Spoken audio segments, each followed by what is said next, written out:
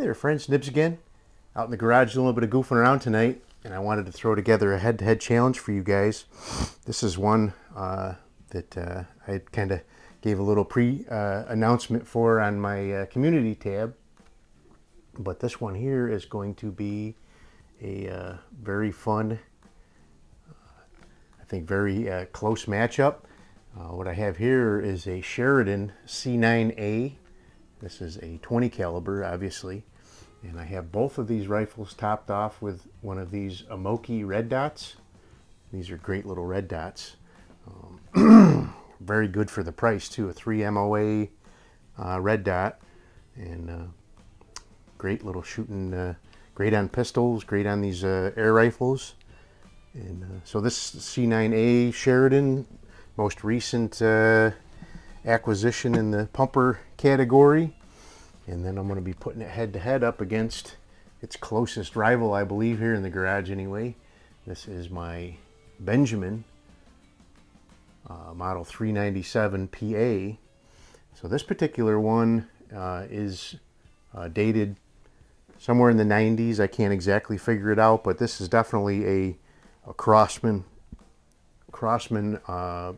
gun. Well, it's when Crosman owned.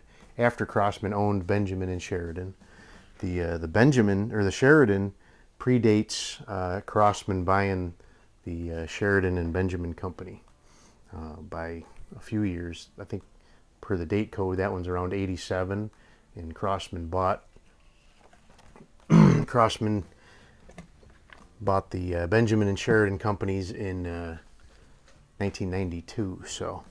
But we'll go ahead and shoot. I've got the small itty bitty bullseyes across the garage here because these things are way too accurate for big shoot and see or a big splatter burst. So I'm using the tiny, the outer ring. It's an inch, just a little over an inch bullseye, and the outer ring is a 3. So really got to watch your P's and Q's with those. But if I can do my part, these were shooting one pellet right after the other into the middle of the bullseyes before when I was practicing. So, of course, you guys know how I get when I get on camera. So, but I'm only going to use 3 pumps. It's more than enough power with these Benjamin and Sheridans, and anything more than that is just hurting my arm. So,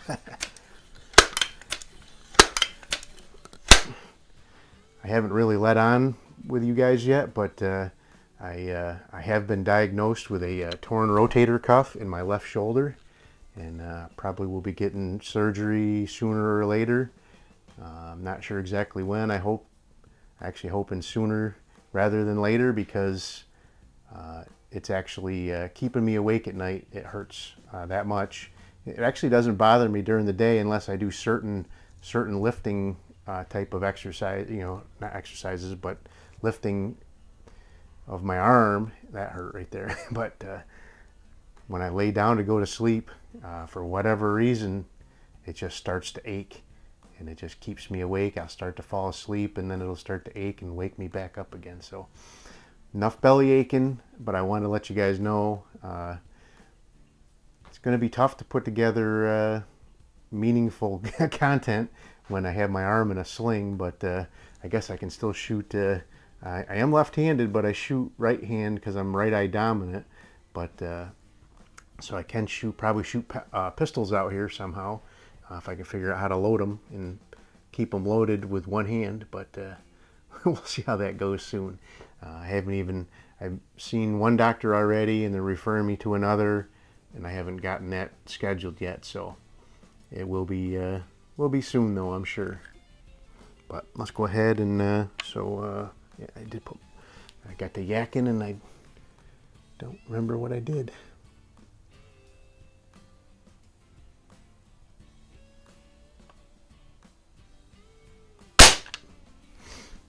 Looks like maybe a little low, but not too bad.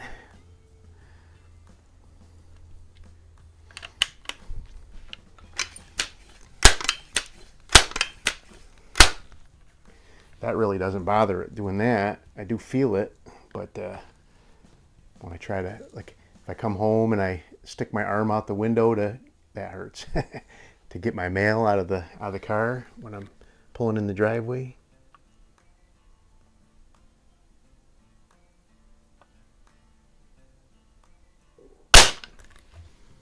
All right. These guns are great. Just wish they weren't so hard to pump up.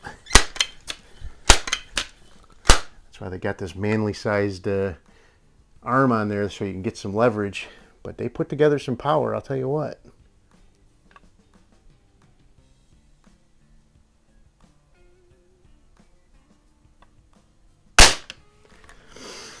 So this one with, what are these? Field trophies are 11.42 grain pellets. With the 11.42 grain pellets with 8 pumps, this was doing almost 700 feet per second. And then, oop, I dropped that one. And then the Benjamin, the 397, that's a burner there with 7 grain 177 pellets. That one's almost doing 900 feet per second. So.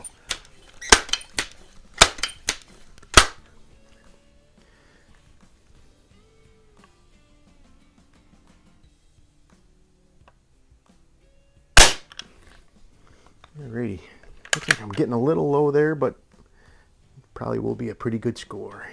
If we go by group size, it'd definitely be good. I like these little red dots. I'm starting to really geek out on them.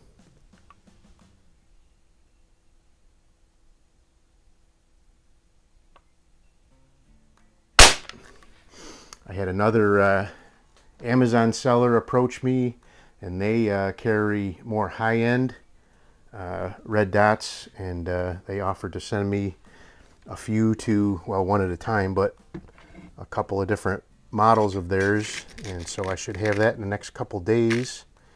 I don't remember it is a Chinese brand still, but they're more high-end. They're actually 2 MOA red dots, and they have shake awake, and so just a much more refined unit than these. I'm not knocking these at all because these are great little sights, but I think that one's going to be really, really nice. So,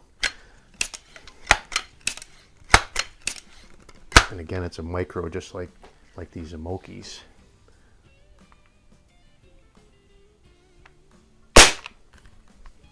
Oof. Laser right in the middle. I haven't done any work on the trigger on the Sheridan, and this trigger on this Benjamin is a lot nicer, a lot lighter right now. I seem to remember I did do a little bit of adjustment work on this months ago when I first got it and rebuilt it.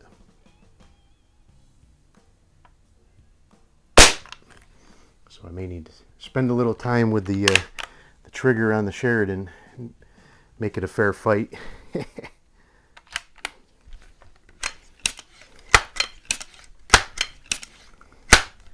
But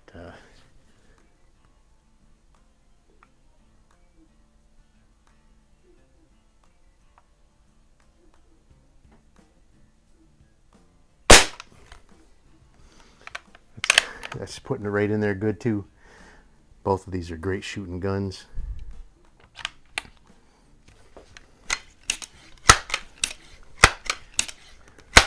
If you can put up with a little bit of workout, these are definitely worth having.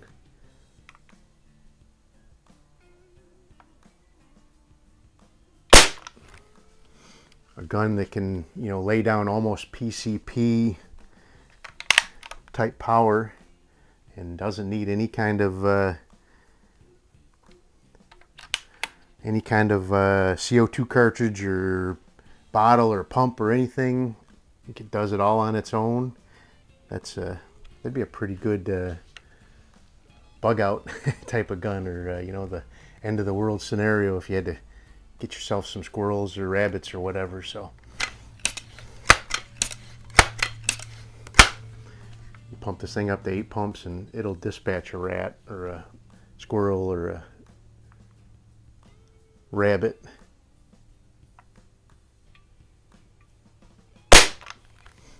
Oh yeah, the trigger is a lot nicer on this one. I I should have spent some time and adjusted that trigger on the Sheridan, but let me add that up. I'm not sure exactly what is going on there yet, but I'm guessing the Benjamin one. Stand by. Alrighty, well, I'm back. It wasn't quite as close as I thought it was. It wasn't bad. The Sheridan did not do bad at all. It was a great looking group, just a little bit low on the target. So I'm gonna have to do a little bit of tweaking around on there, but the Sheridan did end up with a really nice 29. Not bad 29, I guess I should say.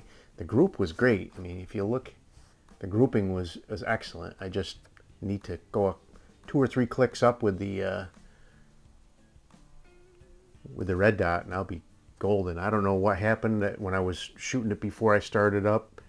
They were all going right in the center, just like this one was. So I'm not sure exactly what went on there, but the Benjamin came back with a really nice 38. These targets are hard to get a really high score. If you get up into the 40s, you're really doing something with one of these little bullseyes. So, but there you go. The Sheridan takes a win.